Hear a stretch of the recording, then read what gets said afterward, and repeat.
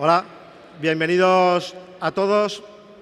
Voy a dar una conferencia que es un poquito, a lo mejor puede resultar un poco más técnica por el contenido, pero bueno, voy a intentar llegar a todo el mundo con las expresiones y lo que vais a ir viendo.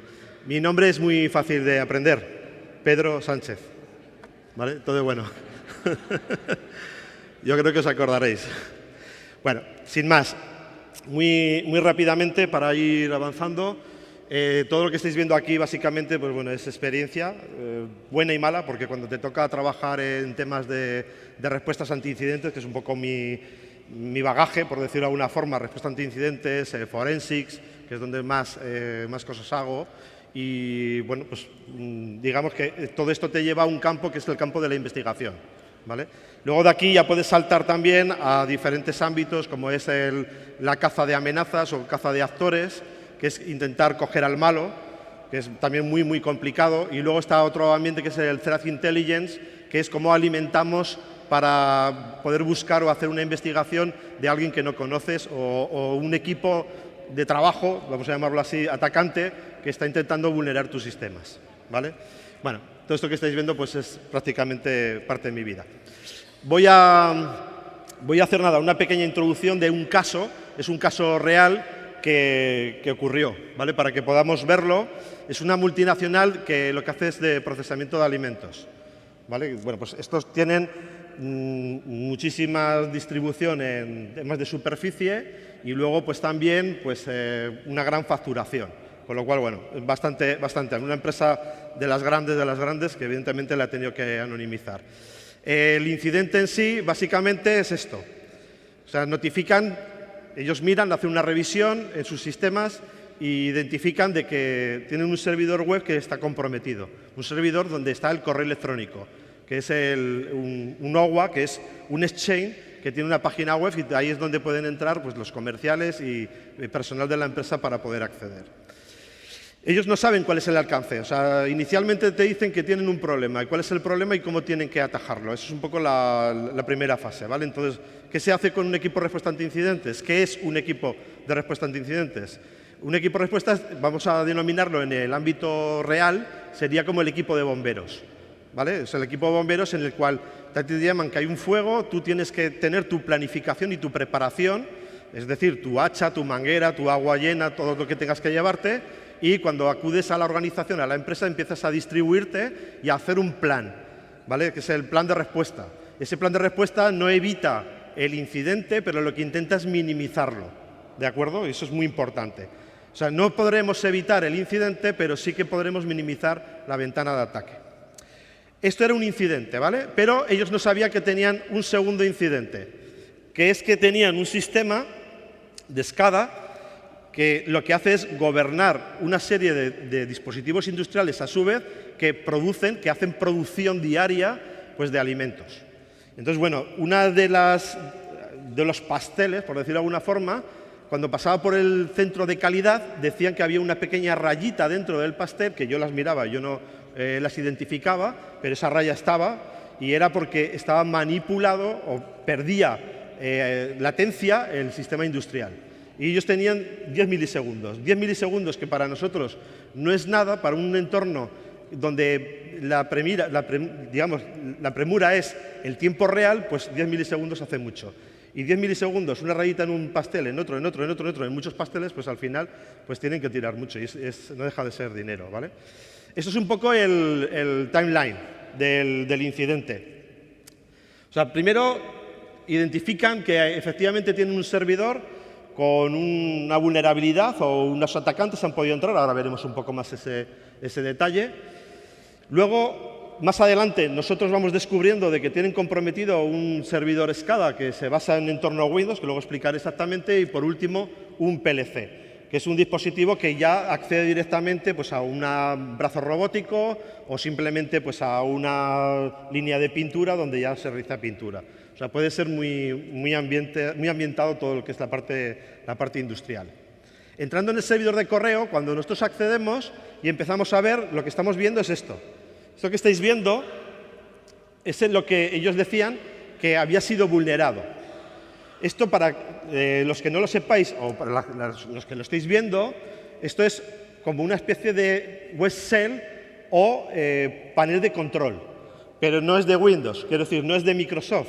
Este es el que ponen los malos, ¿vale? Entonces los malos pusieron esto de forma que dentro del servidor podían o eran capaces pues, de hacer un login, ejecutar comandos, subir ficheros al servidor, descargar archivos del servidor. O sea, permitía hacer un montón de cosas y entre ellas también ejecutar cláusulas SQL a diferentes servicios que tengan dentro de lo que era la red. Evidentemente, esto es bastante grave. Entonces, bueno, nosotros llegamos, lo típico es la contención. La contención consiste en no toquéis nada y vamos a empezar a mirar. Y ahí empezaría el proceso, evidentemente es mucho más largo, pero yo lo estoy reduciendo, el proceso de forense, ¿vale? Lo que es el análisis forense, que es coger el servidor, lo aíslas y empiezas a recoger los datos volátiles. Datos volátiles como, por ejemplo, la memoria RAM, o sea, todo aquello que va a desaparecer. Una vez que lo tienes, empezarías con el clonado de discos. Bueno, nosotros, yo esto lo voy a resumir, aquí hay un montón de herramientas, un conjunto de herramientas orientadas solamente para lo que es el servidor Exchange, ¿vale? Pues bueno, tenemos herramientas como, por ejemplo, Logparser, que permite coger los logs del Exchange, empezar a analizarlos, a buscar. O sea, cuando tienes un incidente informático, evidentemente, lo primero que necesitas es ver la información, recopilar esas evidencias, para luego poderlo analizar. O sea, eso es fundamental. Luego, por otro lado, utilizando también técnicas y herramientas ya muy específicas para utilizarlo con PowerShell, pues utilizamos también un programita que te permite buscar web shell dentro de lo que era el propio entorno. Y esto nos permitía pues bueno, saber exactamente cómo funcionaba. Yo aquí he dejado unos links que se pueden descargar. Estas herramientas se pueden valer para buscar en un servidor de correo de Microsoft Windows, pues para poder buscar web shells dentro de lo que es el entorno, porque los atacantes no ponen nombre del web shell, no ponen web shell, ni ponen malware. O sea, le ponen unos nombres, pues van cambiando, o sea, muy aleatorios. Eso es un resumen de ese análisis forense. Ese análisis forense, al final lo que nos encontramos es que, analizando, estábamos viendo que había 12 peticiones a una IP, que la tengo anonimizada porque todavía hay parte que está judicializada, que pertenecía a Irán. Esto es un detalle que dices, bueno, puede ser una falsa bandera. Quiero decir, puede ser una IP que esté manipulada, puede ser una IP de un atacante que haya entrado a un servidor y desde ahí haya podido atacar. Evidentemente, para nosotros ya era una puerta de visualización. O sea, no sabemos de dónde era, pero venía de Irán. Luego veremos exactamente de dónde viene. Ahí tenemos las actividades. Luego teníamos que también se accedía desde Francia y desde Estados Unidos, pero no accedían a la web shell. O sea, estos contadores solamente son los que acceden a ese programa, vamos a llamarlo malicioso. Y luego tenemos también, evidentemente, 6 peticiones que también venían de otro servidor que, aunque está en la misma línea, es otro servidor separado de Irán. Con lo cual, bueno, ya teníamos un pequeño ámbito de entrada. Siguiendo analizando, nos vamos encontrando con diferentes tipos de comandos que vamos viendo. Por ejemplo, lo que veis arriba, si alguien lo puede identificar, esto se llama Mimikatz, ¿vale? Lo que pasa es que le cambiaron el nombre. Esto permite, la línea de arriba, permite volcar las contraseñas de los usuarios que han iniciado sesión en una máquina Windows, en un servidor. Permite volcarlas en texto plano. Entonces, ¿qué hizo el atacante? Yo recogía evidencias, ¿eh? El atacante lo que ha hecho aquí es simplemente volcar todas las contraseñas a un archivo de texto. ¿Qué fue lo que nosotros vimos? Nosotros lo que vimos es que todas estas líneas que estáis viendo aquí estaban dentro de un CMD. Por ejemplo, no encontré dónde está el 01TXT, no lo encontramos, pero sí que encontramos este programita que hacía esto. En la línea del medio, la que pone netgroup, lo que intentaba el atacante era convertirse en superadministrador del servidor de correo, de forma que pudiera ir a cualquier buzón de Exchange de esta compañía que tenía en todos los países. O sea, no solamente quería comprometer el de un país en concreto, sino que quería ir a muchos más. Y la línea de abajo que estáis viendo, lo que hacía era mover la web shell, el programita en HTML con su código, moverlo a una ruta que fuera más difícil de identificar o también que fuera la página de inicio donde ellos podían entrar. Para mí, ¿qué es lo que veo yo aquí? Que ellos utilizaron técnicas, salvo la primera, técnicas que utiliza el sistema operativo, ¿vale? Que luego hablaré que esto es lo que se llama un concepto de ataque lateral, ¿vale? Que es cuando yo tengo comprometido una máquina dentro de mi red, puedo saltar a otra máquina dentro de la organización. Con lo cual, bueno, esto era un poco la idea.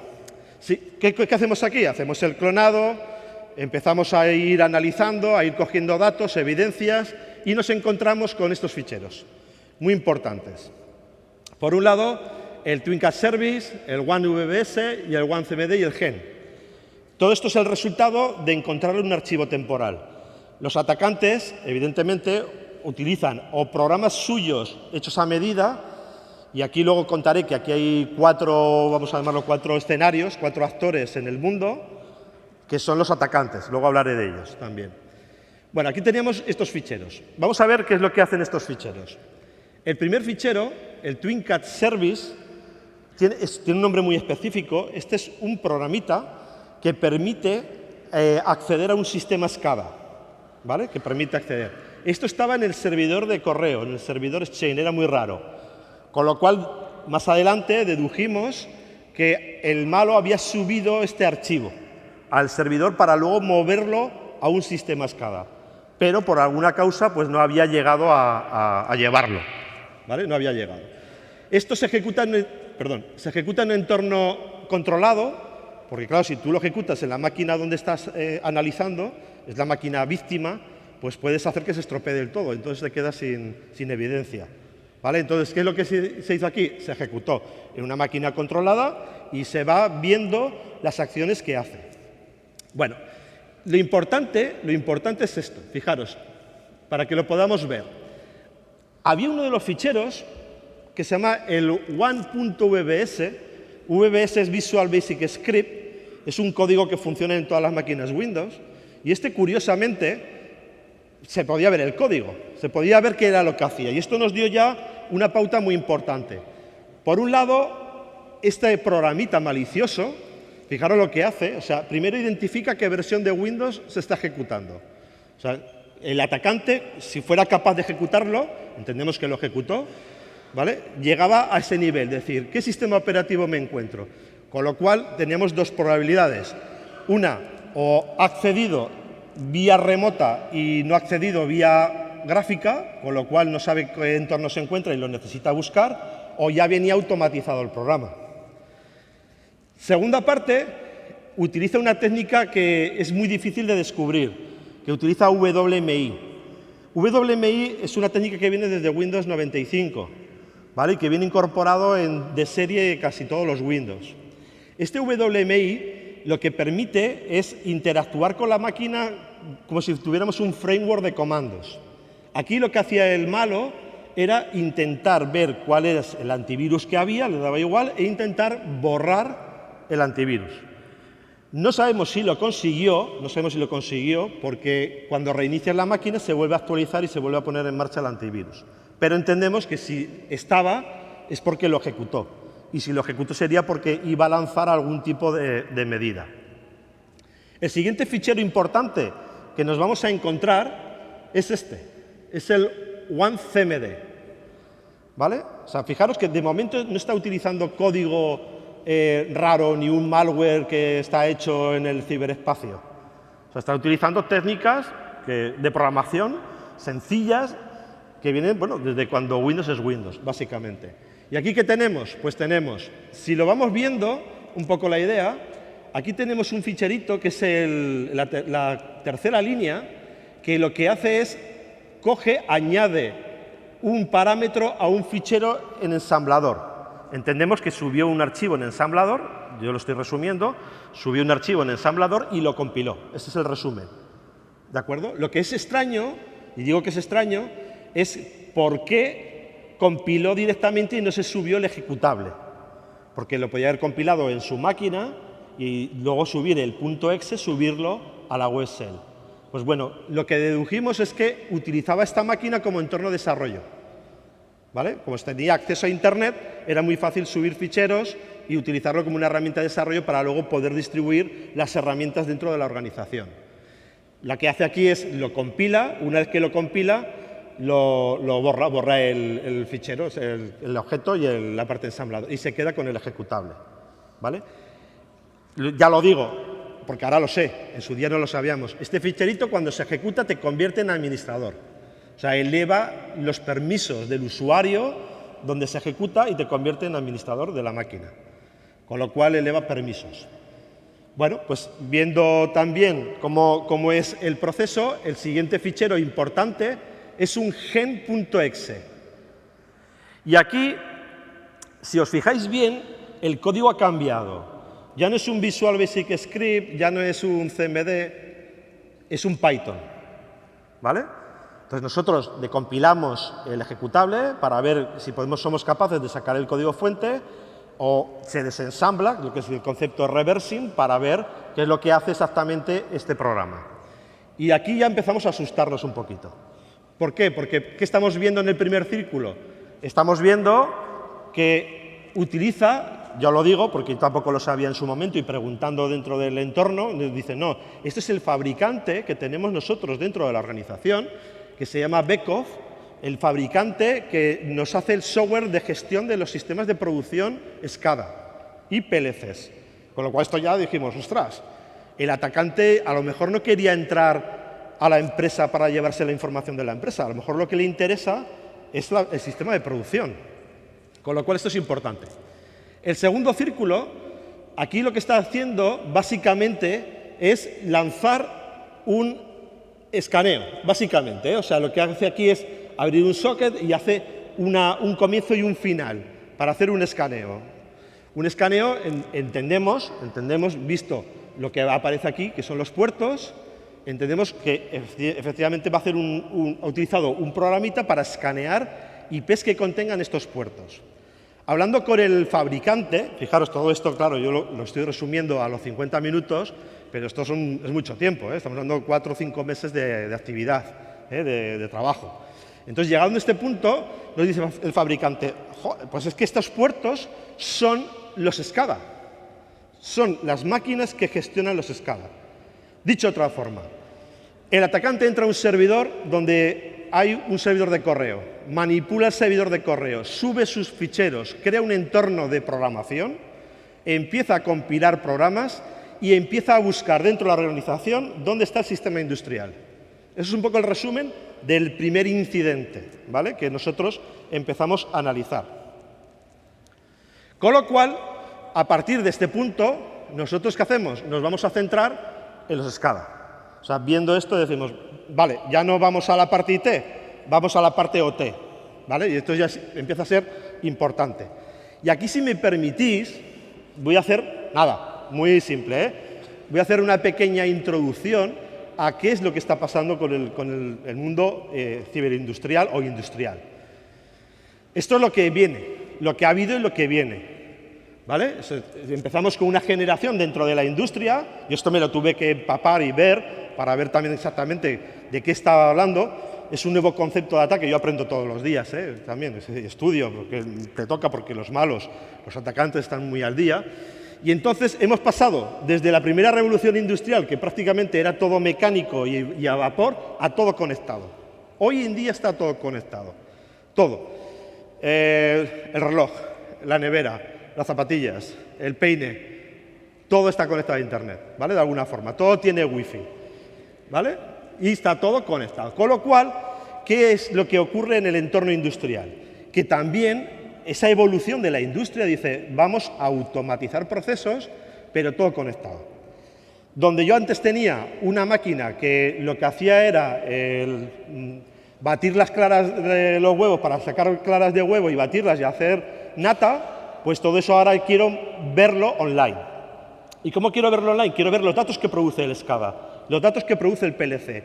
¿Por qué? Porque eso a mí me puede valer para meterlo en un Big Data, me imagino. Dentro del Big Data le puedo meter algoritmos y genero inteligencia artificial. Y puedo predecir en el futuro cuándo una máquina puede caer o un PLC se puede estropear. Son conceptos válidos.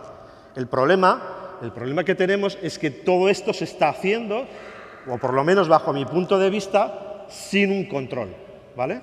Esto que vais a ver ahora es la realidad, ¿vale? La realidad. todo lo que está pasando en el mundo IT va a ir a converger al mundo OT, al mundo industrial. Todo lo que ha pasado, fijaros, os pongo el caso típico que todo el mundo habla del WannaCry. Imaginaos un WannaCry, imaginaros, que pueda acceder a un dispositivo industrial. Y cuando hablamos de dispositivos industriales, siempre pensamos en la central nuclear. Siempre pensamos, no, es que llegan los chinos y nos apagan la central nuclear. Eso es muy difícil. Puede ocurrir, no se dice que no, ¿vale? Puede ocurrir. Pero son procesos manuales. Pero imaginaros, que alguien, un atacante, accede a un centro comercial, accede a las 7 de la tarde, donde hay cines, donde hay parking, donde hay tiendas, y llego y apago las luces del parking. Salto la alarma, paro los ascensores. ¿Qué ocurre? El caos. Monto un caos real. Y eso sí que es mucho más sencillo que parar una central nuclear. Y un malo, cuando te entra al entorno OT, al entorno industrial, se da cuenta de que no hay antivirus. Y es la realidad. ¿Por qué? Porque el fabricante no admite en sus dispositivos el antivirus. Os pongo un caso, unas zapatillas conectadas a Internet, no lleva antivirus, las zapatillas. Tienes que actualizar la zapatilla todas las noches, ¿vale? O sea, esta es la realidad. Y la realidad principal es que no está segmentado. ¿Qué significa la segmentación? Que no hay nada en el medio que los separe. Empieza a verlo ahora. Aquí empezamos, en el mundo industrial, empezamos la concienciación. Pero lo que hay que ver es que si yo tengo un mundo IT, ese mundo IT tengo que calcar la seguridad en el sector industrial. Y tengo que hablar con los fabricantes, porque mucha de la culpa viene también de los fabricantes. Los fabricantes vienen ya con usuarios por defecto y no se puede tocar el dispositivo industrial.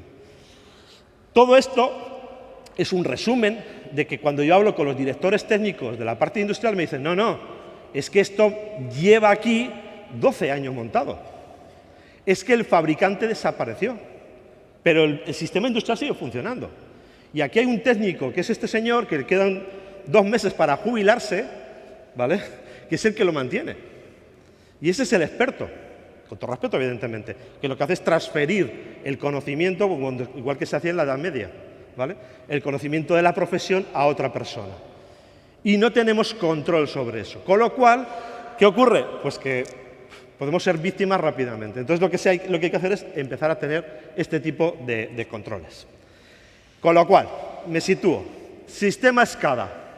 Esto que estáis viendo es un sistema que gestiona a su vez un montón de PLCs. Los PLCs son aparatitos pequeños que van directamente al hardware, ¿vale? Que pinta, o bien que repasa, o bien que simplemente pone una bombilla. Este es el que lo controla. ¿Y esto qué es? ¿Qué veis vosotros? Yo veo un ordenador. Es un PC, ¿vale? Bueno, pues fijaros, esto se vende. Y esto es, ¿sabéis lo que lleva dentro? Un Windows.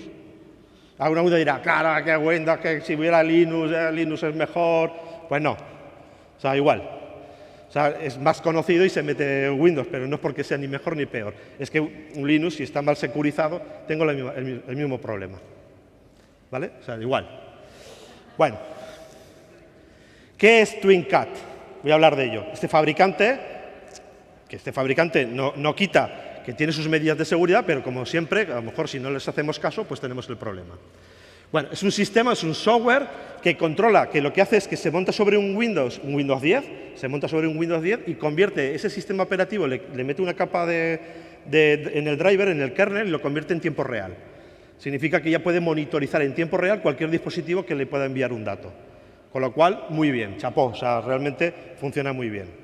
Pero vamos a analizar esa máquina. Para mí es un Windows con un software por encima que controla ese Windows. Y voy a hacerle unos procedimientos que hago con un servidor Windows o con una máquina Windows del mundo IT, idéntico. Voy a hacer la adquisición de evidencias. Y me encuentro con esto. Fijaros. Esto ya empieza a ser más complicado. Y hay técnicas. Descubrimos un archivo que se llama DNSAPI, un archivo indescifrable en su día, y otro DLL. O sea, con lo cual tenemos que un exe, una librería dinámica y un exe. ¿Vale? Ahora vais a ver qué es esto, por qué se llamaron así, qué es lo que hizo. Esto que estáis viendo en la parte izquierda, ¿vale? Es el contenido de la carpeta donde los encontramos. Nosotros lo que hacemos aquí es, hacemos un hash, una huella para identificar y para guardarla para futuro, para poder buscar en la red estos ficheros si son maliciosos, ¿vale? Buscando por el hash. Y aquí en la parte derecha, pues estáis viendo el hash de cada uno de ellos. Bueno, hasta aquí no hay mayor problema. O sea, simplemente se identifican, se ve la carpeta, se analiza y dice, uy, esto tiene mala pinta, ¿vale? El antivirus evidentemente no lo detecta en apariencia, pero son los ficheros que vamos a analizar. Bueno, visto esto, preguntamos, oye, ¿estos archivos pertenecen al software del PLC, perdón, al software del SCADA? Y el señor que lo maneja, que lleva muchos años también manejando el equipo, dice, pues mira, hay unos que sí y otros que no. Entonces, bueno, mirando, vemos que este sí, este estaba. Y vemos que este funciona en el entorno gráfico. ¿Vale? Y dijimos, mira, se llama ModScan, el nombre ya dice mucho, ¿eh? ModScan, escanea Modbus, protocolo industrial, escáner de Modbus. Y dijimos, ¿esto lo está empleando? Dice, yo no, pero el que vino, del fabricante que vino, lo empleó para hacer un análisis. Bueno, no sabemos si es malo o bueno. Sabemos que mal utilizado, pues una herramienta que se puede monitorizar y que se puede utilizar pues para mal. Y aquí nosotros, viendo que estos ficheros, o que por ejemplo este programa, pues no entendemos que era del todo malicioso, pasamos a lo siguiente. Y aquí es donde nos vamos a encontrar con la sorpresa. Ya veréis. Mirad, el programa, yo lo estoy resumiendo, ¿eh? El programa DNS-API lo que hace es buscar un proceso de usuario. Quiero decir, cuando se ejecuta, busca si está un programa lanzado en memoria. Si está, lanza el segundo programa. Y cuando lanza el segundo programa, lanza el tercero. Si el primero busca el programa y no lo encuentra, no se ejecuta. ¿Vale? Entonces, ¿qué hicimos aquí? Vamos a coger el primer ficherito, el ejecutable, el DNS-API, y lo vamos a hacer reversing de él. ¿Vale? Un reversing. Fijaros qué reversing. Fijaros qué reversing, ¿eh? No sé si alguno lo está viendo. Es un CMD. Dijimos, ¿qué hace este tío? No está en ensamblador, no está en Python, no está en C++. ¿En qué está hecho? Es un CMD. ¿Y por qué puso un CMD? Es un CMD que el hombre, los malos, lo convirtió en un ejecutable. Para confundir, entiendo. Pero realmente lo que hacía ese ejecutable es lanzar comandos del sistema operativo. ¿Vale? Si vamos viendo un poco el resumen, que es lo que tengo yo marcado, ¿qué hace este programa? Busca si en la memoria está el programa SCADA, que se llama TwinCAT SysManager. Si lo encuentra, busca el PID, el proceso, el número de proceso que se ejecuta en memoria. Si lo encuentra, lanza el A3, el .exe. Y este lanza ese programa con el PID del proceso y hace un inject run. ¿Vale? Y a su vez llama a la DLL. No sé si vais identificando un poco las fases, intento no ser muy técnico, tampoco en esto, para entenderlo. Dicho de otra forma, en resumen, perdón, utiliza un programita, un CMD, no se complica la vida, no hace un programa en C++ que lo pueda identificar el antivirus, dice, cojo el sistema operativo, me hago un CMD, que busque un proceso, si está el proceso, coge y busca cuál es el número de proceso, lanza un ejecutable, ese ejecutable inyecta un código que es una DLL. Resumen de lo que estamos viendo. Con lo cual, aquí empieza la chicha para poderlo ver. ¿Qué hacemos aquí? Utilizamos un producto de Microsoft que se llama SysCheck, que lo que hace es comprobar si estos programas que estaban, esos ejecutables, que es un CMD realmente, que estaban en la carpeta, si son buenos, ¿vale? Y aquí lo que estamos viendo, básicamente, si os fijáis, pone SysCheck, es un programa de Microsoft, -H -V, lo que hace es decirnos exactamente qué tipo de fichero es. Y si os fijáis en el detalle, fijaros, ¿qué tenemos? Nos dice que ese SysCheck con el fichero ejecutable, que aquí pone C porque lo renombró también el malo, está firmado. Y dijimos, ¡guau! Qué bueno que firma hasta el código que tiene. Está firmado. Pero es que si entro en el detalle, me encuentro que esos hashes coinciden con los hashes que yo tenía anteriormente. Y veo que el antivirus de virus total, a priori, no los tiene. No está clasificado como malware. Y veo también que pone que el publicador y la compañía es Microsoft. Ya te rompe. Dices, ¿qué está haciendo el malo? O sea, el malo ha cogido un programa de Microsoft y ha inyectado una librería, una DLL. ¿Cómo es posible que...? ¿Es un programa de Microsoft? Es un programa de Microsoft, ya lo digo. Que le ha cambiado el nombre. El atacante le cambió el nombre. ¿Vale? Con lo cual, el nombre es este del programa. O sea, llegó, fue al system... ¿Alguno ha hecho alguna vez un dir asterisco.exe dentro del directorio system32? Hay infinitos. Hay muchos. ¿Vale? El malo estudia, se adelanta al bueno y ve que hay un programa que se llama así. ¿Vale? Que se llama, ya te inyecto yo una DLL, no te traigas un malware. ¿Vale? Ya lo hace el propio Windows. ¿De acuerdo? Entonces, lo que vimos es que existe una aplicación que es esta, que permite inyectar, una aplicación de Microsoft que permite inyectar una librería en un proceso, en un programa. ¿Vale? Entonces, mirad, a partir de aquí, lo que hago es lo siguiente. Como no me fío y veo que es un programa de Microsoft y me extraña tanto, abro un ticket a Microsoft. Microsoft, esto es verdad. Esto que estoy viendo es un programa legítimo.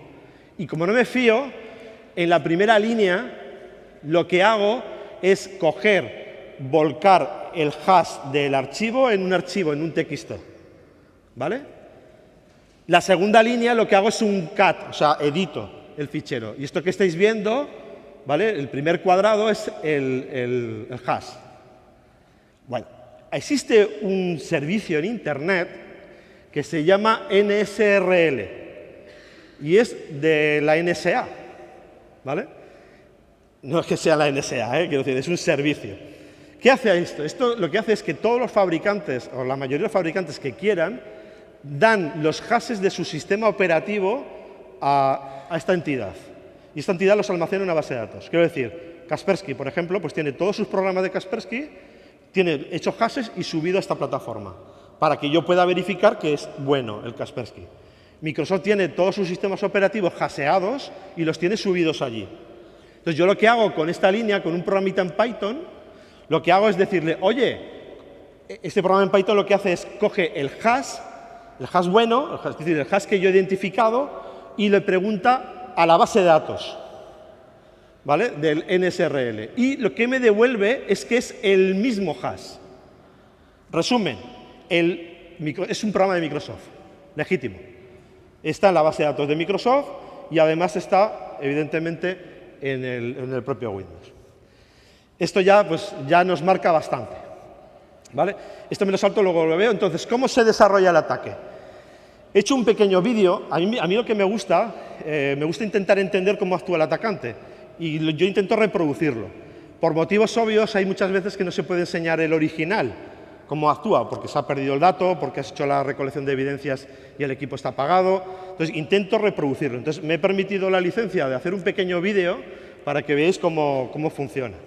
Lo voy a ir parando también, ¿vale? Lo voy a ir parando para que se vea un poquito la idea. Le he puesto una máquina virtual, pero bueno, para reproducirlo es lo mismo. Bueno, no se ve, ¿verdad? Atrás no se verá muy mal. Bueno, aquí lo que estoy haciendo aquí, básicamente, lo voy a parar un segundo, yo lo voy a intentar explicar. Aquí hay una DLL que se llama malicioso.dll, para que se identifique, ¿vale? Lo que voy a hacer a continuación del malicioso es ejecutar un programita. Lanzo un CMD mejor, para que se vea. Lanzo el ejecutable, ahora lo veréis. Y aquí cojo un CMD que simula un CMD, que es el mismo CMD que empleaban ellos, y lo que hago es ejecutarlo. Lo voy a parar un segundo. Este programita, al ejecutarlo, me pone un no. Significa de que no ha encontrado el proceso Notepad, ¿vale? Yo lo quiero insertar en Notepad. O sea, dicho de otra forma, este programita dice, ¿está en Notepad? No. Pues nada, si no está en Notepad, continúo.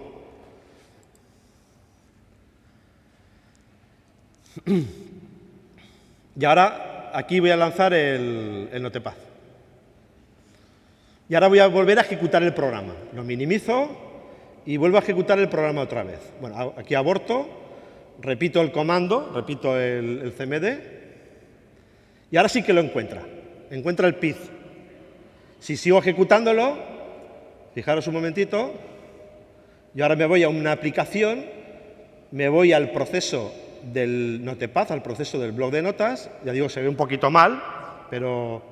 Y aquí ya veréis que ha insertado el malicioso .dll que está aquí.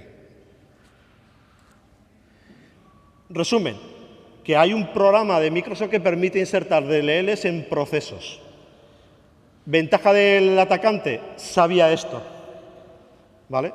Y no le ha hecho falta montar ningún malware. Ha cogido el malware Windows y dice, venga, lo monto aquí. Bueno, esto simplemente es un detalle de un ataque lateral, bueno, que se ha producido. Bueno, sigo.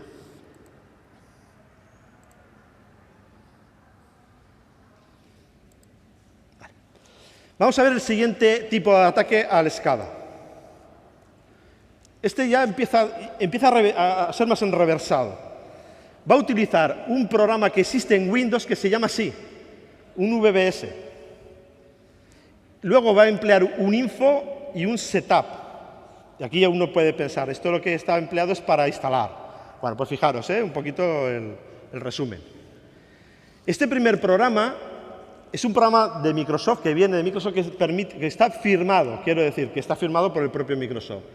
Este programa llama al info. El info descarga de internet un archivo que se llama setup.inf. Este ficherito dentro tiene una sección que permite ejecutar cualquier programa ejecutable.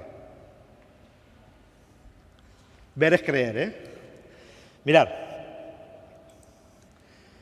monitorizándolo con una herramienta muy útil que se llama Sysmon. Yo soy, aficionado al Sysmon siempre. Aquí ya veo que pone nivel de integridad alto, y veo, fijaros, cuando yo ejecuto este programita, veo lo que hace. No sé si veis la línea azul que pone Signe Remote, Command, dice PowerShell, no interactive, se ejecuta en ventana oculta. Joder, se lo ponen a huevo, Luego busco el directorio, Get Current Directory, directorio donde me encuentro, importo un módulo y lanzo el info. ¿Vale? Lanzo el info. Este info ahora veremos qué es lo que hace. Lo importante es esto. Si yo edito el código fuente de este VBS, tiene parámetros para que se pueda ejecutar cualquier comando que ponga yo aquí. Cualquier comando que yo ponga aquí, cualquier CMD que yo ponga aquí, se puede ejecutar. Chapó. Y abajo ya crea un objeto que es una shell. Vamos a verlo en un vídeo, para que lo tengamos también. Bueno, aquí ejecuto, no sé si lo veis, voy a ejecutar el Notepad, pero no lo voy a ejecutar directamente, lo va a ejecutar el VBS. Y aquí lo lanzo y se ejecuta. Esto significa de que ese programa puede lanzar cualquier programa, no solamente el Notepad, el que yo ponga aquí a la derecha. Y esto lanzaba un info.exe. ¿Vale? Ahora veremos qué hace el info.exe. Simplemente que veáis que este programita, que es de Windows, permite ejecutar cualquier programa que ponga a la derecha, cualquiera, saltándose la política en un principio de restricciones que pudiera tener la máquina. Si yo me vengo al info, y ya sabiendo y conociendo que el atacante utiliza CMDs constantemente, ya no empleo reversing. Cojo un editor de textos y lo miro, ¿vale? Y con el editor de texto veo esto, fijaros. Fijaros, veo que lanza un programa que se llama, dentro del System32, que se llama CMSTP. Lo lanza con parámetros y lanza un setup.inf, que se supone que se había descargado anteriormente. Vale. Busco información. Es un programa de Microsoft que permite a su vez ejecutarse en versiones Windows y que permite realizar instalaciones. ¿Vale? Vamos a ver qué hace exactamente. Vamos a verlo en un vídeo. Lo paro, que este es un poquito para explicarlo. Yo aquí lo he intentado simular, lo mismo que haría el atacante, simularlo. O sea, por un lado, utilizando un programa de Windows que se llama RunDLL y poniendo, ¿vale? Poniendo, fijaros, setupapi.dll, instalar sección, default, poniendo simplemente un fichero INF, ejecutaré lo que haya dentro de un fichero INF. Y uno dirá, ¿pero qué es un fichero INF? Es un archivo de texto que permite a su vez lanzar otro comando. ¿Vale? Vamos a verlo.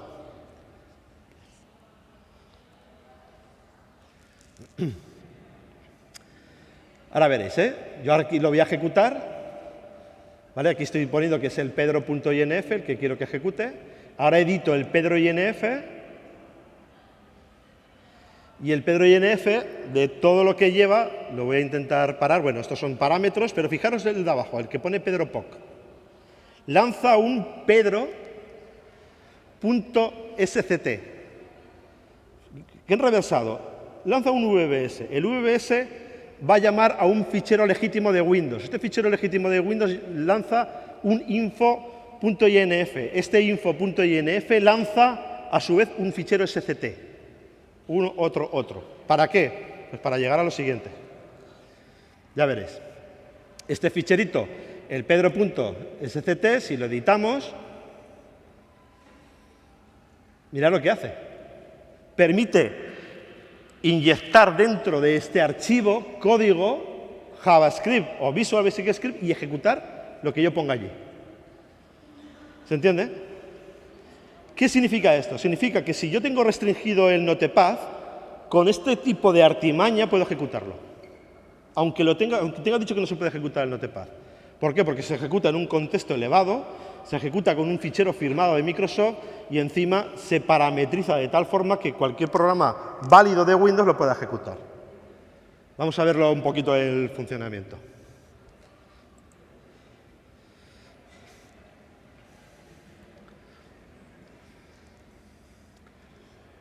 Ahora lo voy a lanzar. Esto es el resultado. Dirá, para lanzar el Notepad, pero imaginaos que en vez del Notepad lanzas cualquier malware que en principio no podrías. Esto te permite ejecutar, te permite saltar las restricciones de la máquina. Y el atacante utilizaba estas técnicas por si estaba siendo monitorizado o por si el sistema SCADA tenía el peligro de que estuviera de alguna forma cerrado y que no se pudiera ejecutar más que los programas que puedan. Entonces, una técnica de saltárselo, sin montar nada raro en la máquina, utilizando el sistema operativo. Bueno, esto sí es otro ejemplo, que lo que va a hacer es básicamente lo mismo, es otro vídeo, pero se lo va a bajar de Internet.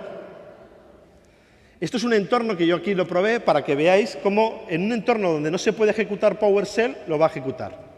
¿De acuerdo? Entonces, ¿qué tenemos? La base es la misma. La base es la misma. O sea, voy a utilizar el CMSTP para lanzar un info. Si yo edito el info, va a una URL de Internet, que es mía, está localizada, con un malware, que es un fichero SCT. Lo mismo de antes. Pero en vez de local, se va a un servidor en Internet y lo va a bajar. ¿Y aquí qué tengo? Pues tengo un montón de código escrito en Visual Basic Script y entre ellos le digo que lance una shell con un programita que ahora vais a ver qué es esto que viene por abajo. Esto que estáis viendo es un ejecutable serializado. O sea, no me bajo un exe. Cuando se ejecute en la máquina, esto es JavaScript, cuando se ejecute en la máquina y se baje, ejecutará un JavaScript con un programa ejecutable, que es este que veis ahí tan raro, que lleva un montón de líneas. Ahora lo vemos, lo voy a lanzar. Y esto es el PowerShell. Lanza una sesión de PowerShell bajada de Internet. Eso que veis ahí, PS, no es Pedro Sánchez, es PowerShell. ¿Vale? Y ahí hago un ls y ya puedo ver el contenido. No sé si se llega a entender básicamente. O sea, en un entorno donde no puedo ejecutar PowerShell porque está cerrado, me lo puedo saltar utilizando técnicas de ataques laterales que utiliza comandos del sistema operativo. Este sería otro.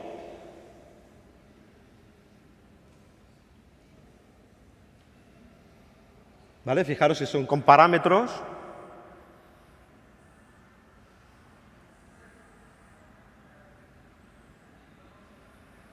Bueno, este es muy parecido, Esto lo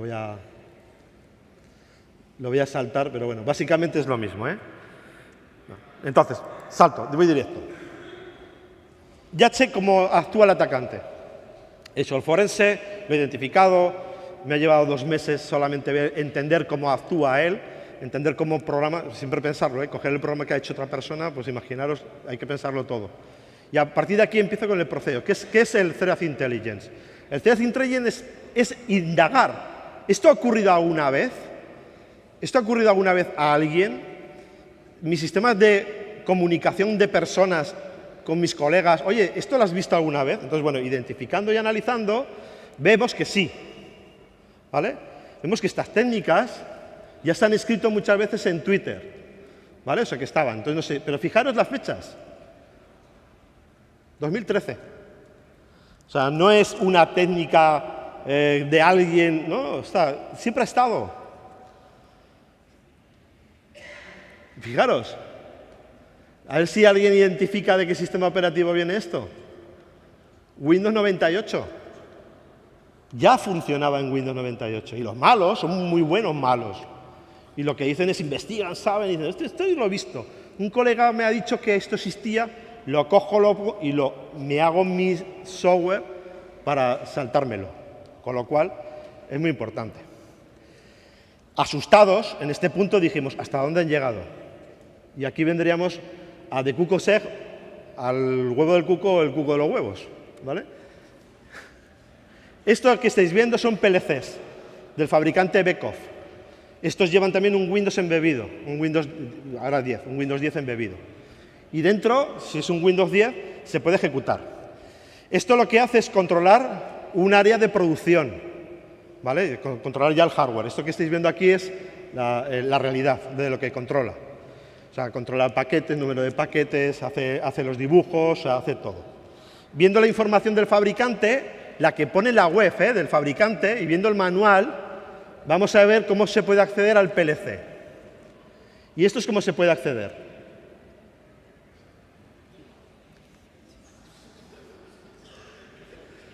¿Lo estáis viendo, no? Vamos, no se mataron, ¿eh? El ingeniero lo hizo esto un lunes o un viernes que tenía prisa. ¿De acuerdo? O sea, tú te informas y ves que esos sistemas no hace falta que te hagas una carrera de malware, ¿vale? Ni que hagas una ingeniería de 5 años. Entras así y listo. Y si no, puedes entrar vía web, que también es sencillo, ¿vale? Y puedes ver la configuración. Claro, aquí llamas al fabricante, tío, ¿esto cómo lo tienes así? Pero vaya, qué mal, ¿no?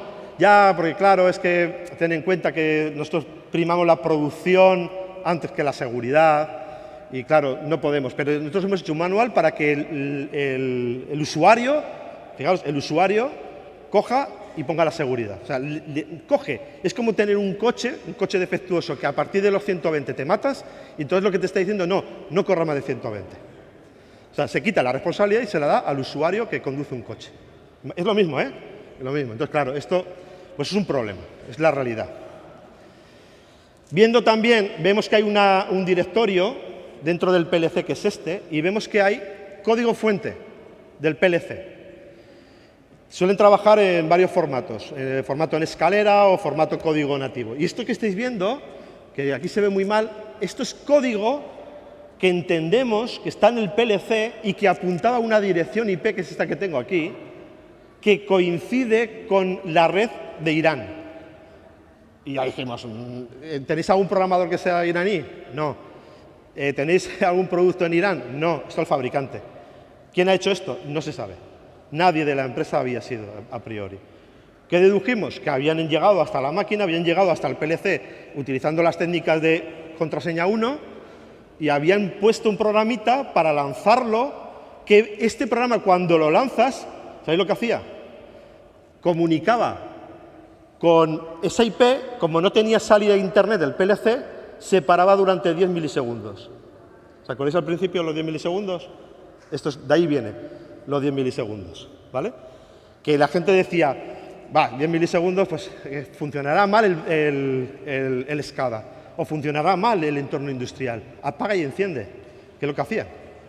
Cuando en realidad lo que tenían era un pedazo malware dentro del PLC que provocaba esos 10 milisegundos y no llegaba a funcionar por la causa que sea. ¿De acuerdo? Aquí tengo otra evidencia de las que cogí también. Ahí veis que pone remote port, las IPs remotas. Como tenemos al equipo de Threat Intelligence, le decimos, oye, mírame estas IPs que hay, o qué ha habido en estas IPs. Y me saca que ha habido pues, un montón de cosas. Vale, me dice, no, aquí ha habido un montón de malware en esas IPs que a priori son iraníes, ¿vale? Que están allí. Bueno, entonces pasamos al proceso de threat hunting, o sea, de cómo cazo a esta persona o a este grupo. Y aquí, fijaros, ¿os acordáis que yo decía en el Exchange lo utilizaron como entorno de programación? Cuando compiló el malo, al compilar, había un fichero, que es este, el PDB, que se guardó la ruta de la compilación. Y yo deduje, digo, ostras, ¿qué ha pasado aquí? El malo cometió un error, copió todo el fichero, lo subió al servidor y subió esto también. Este ficherito subió también. Con lo cual yo identifiqué Xman. ¿Lo veis ahí, no? El proceso de intelligence empiezas a hablar. Y empiezas a preguntar, no solamente, empiezas a preguntar fuerzas de seguridad del Estado, empiezas a preguntar agencias americanas, y ya empiezan a dar información, ¿vale? Y te dicen, hombre, este es conocido, lo tienen ya identificado, ¿vale? Este está en un foro y pone a los Estados Unidos a parir, ¿vale? Bueno, pues bueno, esta es la información que fuimos sacando, ¿vale? Esto es la parte de hunting, de caza, que a partir de aquí, junto con la parte de inteligencia, vamos a intentar saber quiénes son. El año pasado yo hice una charla parecida y venía de Corea del Norte. Cuando hay un gobierno detrás es muy complicado. O sea, tú no puedes llegar y decirle al Jin Kong-Juno, como se llame, oye, que me estás atacando, ¿vale? Te tira un misil y se acaba el problema. Entonces, con este tipo de cosas pasa también. Este tipo de grupos pertenecen a gobiernos y es muy difícil llegar mucho más allá. Pero es bueno identificarlos, ¿vale? De hecho, el FBI los está buscando, a muchos de ellos, a otros los han cogido. ¿Qué vimos? Pues vimos las técnicas de inyección de código que se empleaban. Vimos código descubierto, que utilizaba código nativo del sistema operativo, no utilizaba malware extraño, no utilizaba objetos raros, ¿vale? Buscando información pertenece a un grupo que se llama PT33, que se llama así. ¿Por qué? Porque tiene publicados en muchos servidores donde se ha cogido esa información y vemos que reutiliza el mismo código, con lo cual sabemos cuál es el grupo. ¿Qué más vemos? Bueno, vemos que lo reutilizan, que utilizaron en el pasado otro tipo de programas y utilizaron la misma técnica de coger un servidor de correo electrónico y vulnerarlo, y evidentemente pues también lo teníamos. Los sitios donde actuaban y basándonos en esta información, pudimos hacer un scoring de este grupo y lanzarlo, evidentemente, a las fuerzas de seguridad, en este caso en Estados Unidos, y ellos mismos ya detuvieron a una persona que estaba en el país. Con lo cual, fue un caso, podéis buscarlo por internet, y yo tuve mi poquito de gracia de poderles haber ayudado a identificar a un atacante. Y sin más, fin.